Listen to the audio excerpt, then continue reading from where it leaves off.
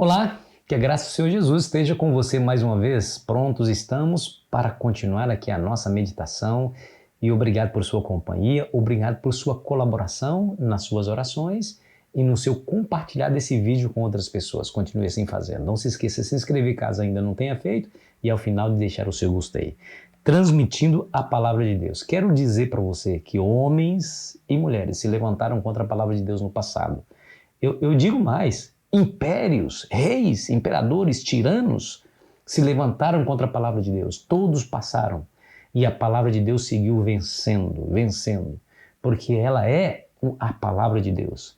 E o que me faz acreditar que ela de fato é o que diz ser a palavra de Deus? É o seu poder que ela tem, primeiro, de resistir aos combates que lhe foram impostos durante séculos e milênios. Ela resistiu à luta travada contra ela, porque ela tem o dedo de Deus e a proteção divina, e segundo, porque ela tem o poder de transformar as pessoas, transformar o caráter das pessoas, né? Pessoas más se tornam boas quando leem a palavra de Deus. Pessoas desonestas se tornam honestas como quando leem a palavra de Deus. Quer ver? 1 Pedro capítulo 1, versículo 23, olha que texto lindo, falando sobre a palavra de Deus. Escute bem. Pois foste regenerados não de semente corruptível, mas de incorruptível, mediante a palavra de Deus, a qual vive e é permanente. Veja que nós não estamos lidando com um livro morto, nós estamos lidando com um livro vivo. Ela é viva e é permanente. Paulo vai dizer isso também, lá em Hebreus capítulo 4, versículo 12. A palavra de Deus é viva e eficaz, e é mais cortante do que qualquer espada de dois gumes. O apóstolo Paulo fala que é Deus quem o conduz ao triunfo quando ele prega o evangelho. Deixa eu ler para você as palavras de Paulo em 2 Coríntios, no capítulo 4. Quer ver? O capítulo 4, nós vamos ler a partir do versículo 5, que diz assim, porque não nos pregamos a nós mesmos, mas a Cristo Jesus como Senhor e a nós mesmos como vossos servos por amor de Jesus. Porque Deus que disse, das trevas resplandecerá a luz, Ele mesmo resplandeceu em nosso coração para a iluminação do conhecimento da glória de Deus na face de Cristo. Tá vendo? Deus, Ele havia dito, a luz irá romper em meio às trevas. E foi na Idade Média que esse texto mais se tornou significativo, mais poderoso, que de fato a luz brilhou. E os homens maus foram incapazes de apagar a sua luz. E o apóstolo Paulo fala lá em 2 Coríntios, aqui mesmo, né? Agora o capítulo 2, versículo 14, 2 Coríntios 2, 14, ele também vai nos dizer, olha só, graças, porém, a Deus, que em Cristo sempre nos conduz em triunfo. Em outras palavras, não há como frear o avanço da palavra de Deus. Quem tentar vai ser derrotado terrivelmente. Satanás tentou, foi derrotado. Os homens tentaram, foram derrotados. Não há poder nesse mundo capaz de frear o avanço e o triunfo da palavra de Deus. E aí nós trazemos a história de William Tyndale. William Tyndale, o seu maior desejo era dar à Inglaterra uma tradução precisa e legível da Bíblia.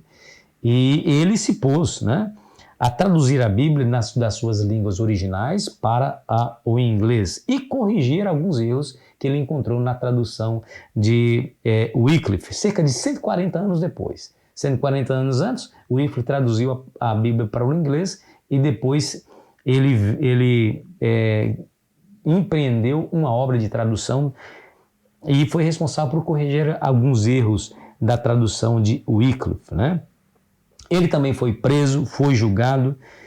Muitas das suas traduções da Bíblia foram apreendidas lá em Worms, na Alemanha, e foram publicamente incendiadas, queimadas. O seu julgamento aconteceu lá na Bélgica em 1536 e ele foi condenado sob acusação de heresia e foi sentenciado à fogueira quando estavam levando o Tyndale para ser queimado. E os seus algozes, seus carrascos o estrangularam e depois colocaram fogo no seu corpo. E as suas palavras foram registradas. Suas últimas palavras nesse momento foram registradas com aquelas palavras de tremendo fervor. Ele diz: Senhor, abre os olhos do rei da Inglaterra. E as suas palavras foram atendidas, né? Por que foram atendidas? Porque em 1611 o mundo conheceu a versão King James da Bíblia, a versão que foi impressa, né? Gutenberg, o pai da imprensa, inventou ali a imprensa e ele conseguiu, através da tecnologia da época, inventar uma máquina de imprimir. Hoje isso para nós não é novidade nenhuma, mas naquela época foi um avanço tremendo, as pessoas copiavam à mão.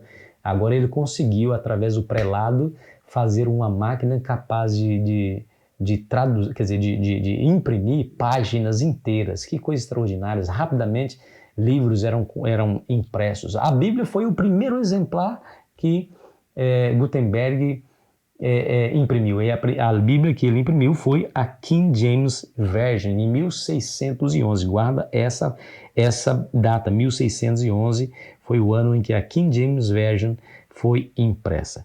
E 54 estudiosos que realizaram o trabalho se basearam grandemente na tradução de William Tyndale. Há quem diga que 76% da tradução do Velho Testamento foi baseado justamente na tradução de Tyndale. Olha que interessante. E 83% foi baseado do Novo Testamento foi baseado também na tradução de Tyndale. Olha só que maravilha, né? Por que a versão da Bíblia, a primeira Bíblia impressa, foi chamada de King James Version? Porque King James Version foi a versão do rei Tiago. Foi o rei Tiago que autorizou. Então, aquelas palavras de Tyndale, quando estava morrendo, Senhor, abra os olhos do rei da Inglaterra, foi ouvida. Então, o sacrifício de William Tyndale valeu a pena. E apesar das dificuldades e dos desafios que ele enfrentou, a vida, obra, influência de Tyndale fez toda a diferença e ainda está fazendo até hoje. Deixa eu ler para você. Daniel 12, versículo 3. Olha que coisa linda. Daniel 12, versículo 3. Lá nos diz assim: os que forem sábios, pois, resplandecerão como o fulgor do firmamento, e os que a muitos conduzirem à justiça, como as estrelas, sempre e eternamente. E, de fato, isso se cumpriu na vida de Tyndale. Resplandeceu em meio às trevas, como estrelas, com esplêndido fulgor que brilhou em meio às trevas para a salvação de uma geração inteira. Que coisa extraordinária. Querido amigo, querida amiga, olha, eu fico pensando naqueles que ignoram a palavra de Deus. Ela está nas nossas mãos a custo de sangue, de sofrimento. Imagina aqueles homens que foram queimados porque entendiam que a palavra de Deus devia ser colocada na mão do povo.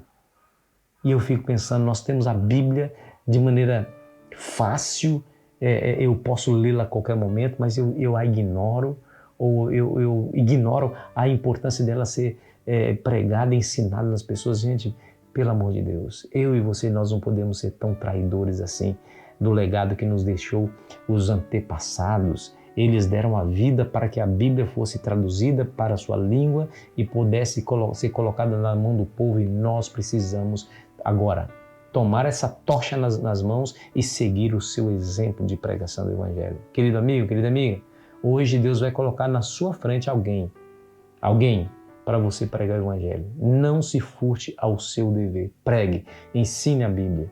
Vale a pena, ela é o único poder capaz de transformar a vida das pessoas, e você a tem nas mãos e no seu coração. Então seja um agente de Deus para a pregação do Evangelho, ainda que você passe por dificuldade em relação a isso, sabendo que Deus está à sua dianteira. Ore comigo. Pai querido, obrigado por tua palavra, pelo estudo, pela história dos reformadores do passado que tanto nos dão ânimo para continuar firmes, pregando a tua palavra nos tempos atuais. Nos ajude para isso, enviando-nos o Espírito Santo em nome de Jesus. Amém. Foi muito bom estar com você, querido amigo, querida amiga. Amanhã continuaremos aqui a nossa jornada. Iluminados pelo Espírito vai ser estudo, nossa reflexão amanhã. Aproveite bem o seu dia.